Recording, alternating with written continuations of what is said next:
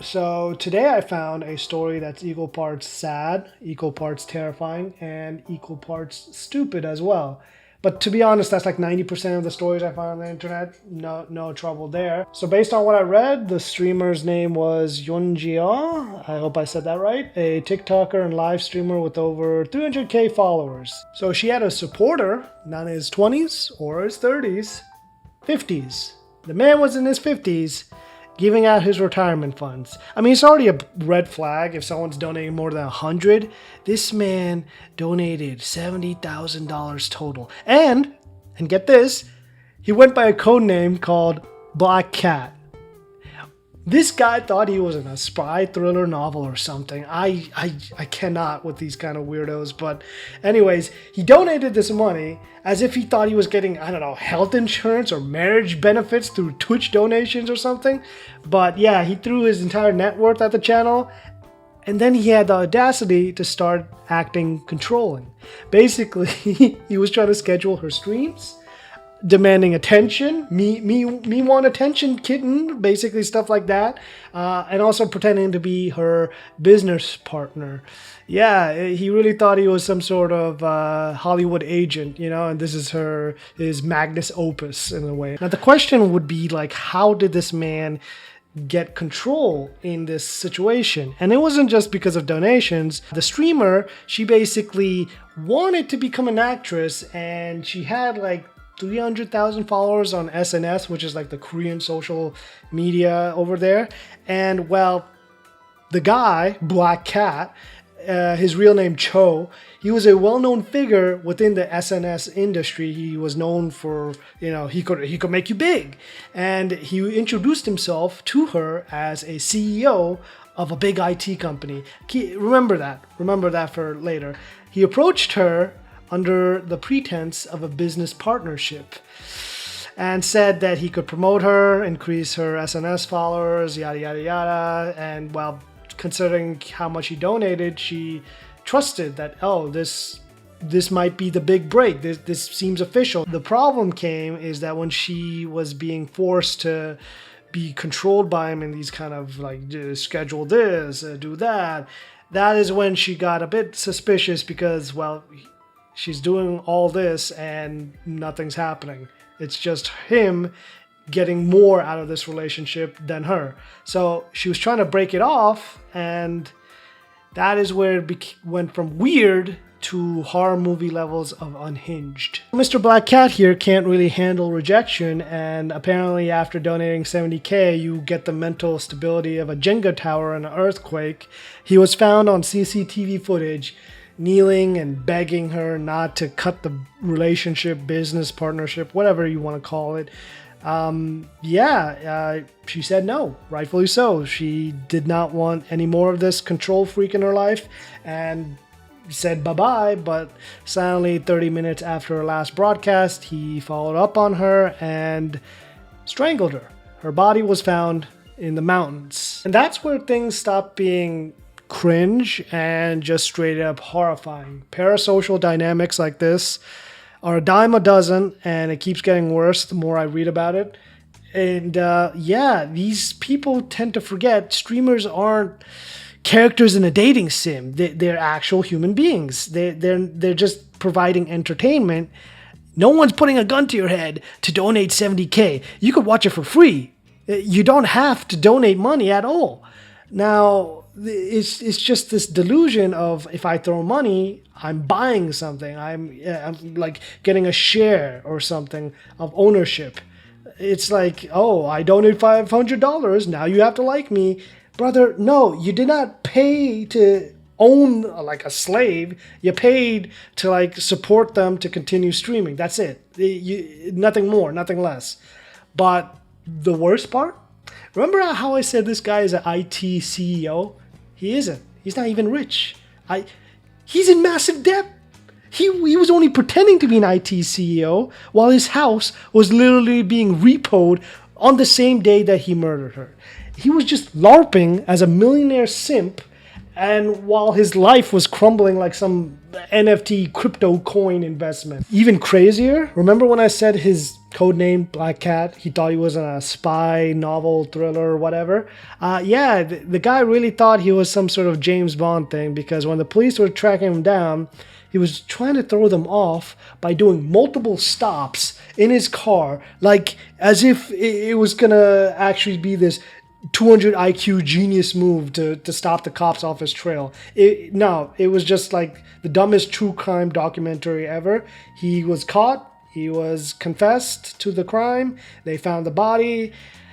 And yeah, it's this ain't the first time. Like, I remember earlier this year, a Japanese streamer also was stabbed mid-broadcast. Middle of Tokyo, 6,000 people around, while this dude is screaming stuff like, "Are you dead yet?" and "Where's my money?" It's basically a 40-year-old dude, again, someone in his middle age, and he had the audacity to say stuff like that. "I managed to raise these funds, my life savings, and I let this person borrow it.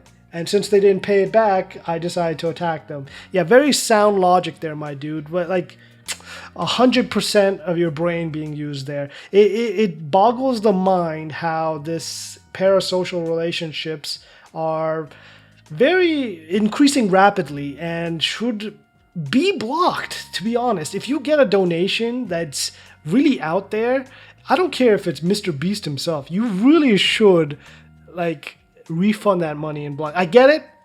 Money's tight these days. Bills need to be paid. But in the long run, you'll thank yourself, because these people are like bloodhounds. They really think they own you when they give this much money. And they will track you down, because guess what? They got nothing better to do with their lives. They got all the free time to play detective and track you down. And I want to say this is just a one-time thing, but sadly I've seen headlines like this. A Korean YouTuber accused of stabbing YouTube rival to death. Chinese streamer hand cut off, with a sword. Like it feels like goddamn gang violence, straight up drive-bys on the street between rival YouTube gangs and other weirdos and whatnot. But it's not just in Asia, even though I mentioned mostly Asian headlines.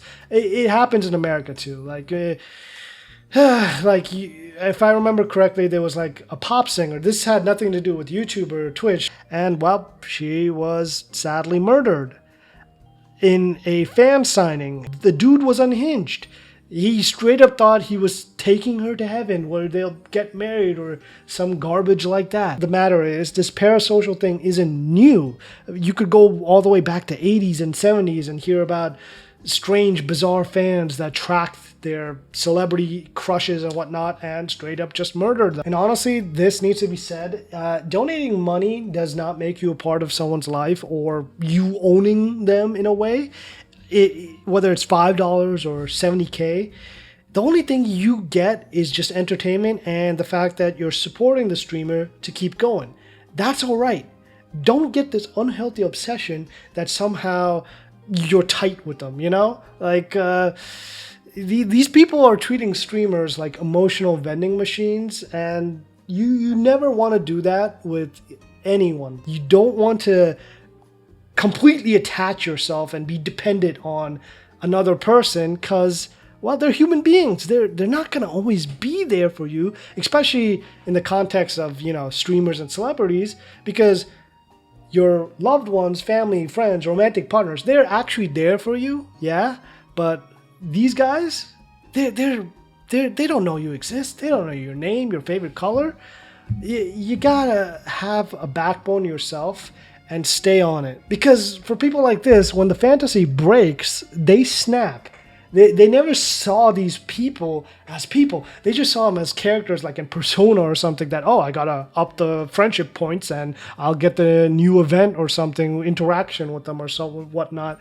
It's just something that these guys need therapy for, because once you donate like even $10,000, $1,000, you need to be put in a padded cell, my dude. That is good money you're flushing down the toilet. And of course, after you get rejected, you're like, I gotta do something about it. That do something about it should be reflection upon yourself, not grabbing a knife, gun, whatever, and tracking the person, the streamer that you donated to, and trying to murder them. Now, I'm not saying that you can't build like a friendly community around a streamer or celebrity or YouTuber or whatnot. There's plenty. I've been a part of like Markipliers growing up and whatnot, and it's nice. You could meet actual people that actually enjoy the same YouTuber celebrity as you do, and you just build your experience off that, get some social interaction through that way. You don't have to like build a shrine in the honor of, I don't know, whatever celebrity you're following. Just watch what they're doing, enjoy it, and maybe send a $5 donation if you have the spare income. That's the big thing. Do not send money if you cannot send money, because then when your logic kicks back in again and you think, oh, well, damn, they got me. They used their lizard people technology and brainwashed me into donating for them, and now I must get rid of them from this planet. Yeah, maybe don't listen to those thoughts. Try not to do that. That's no good. That's no bueno. But yeah, at the end of the day, Yunjia was just trying to do her job, trying to be a content creator, and well, yeah, it's something tragic, and hopefully something like this doesn't happen again. But I'm pretty, I don't want to say cynical to say that it will keep happening, but hopefully with news like this coming up more and more and people learn more and more about it, they'll be a bit more careful. I'm grateful that the only weirdos I get in my Twitch chat are just, you know, AI bots trying to sell me graphics and overlays. But I'll be on my toes if something like that ever happened. Now, would I refund it? I would. I have to. Like, I generally don't want to live the rest of my life looking over my shoulder if someone's gonna break into my house and trying to murder me. But yeah, try not to put the streamers on like a heavenly pedestal. They're not Greek gods. They're just human beings trying to make a buck, and that's all. Stay safe, stay normal, and please don't be a black cat. That's all there is.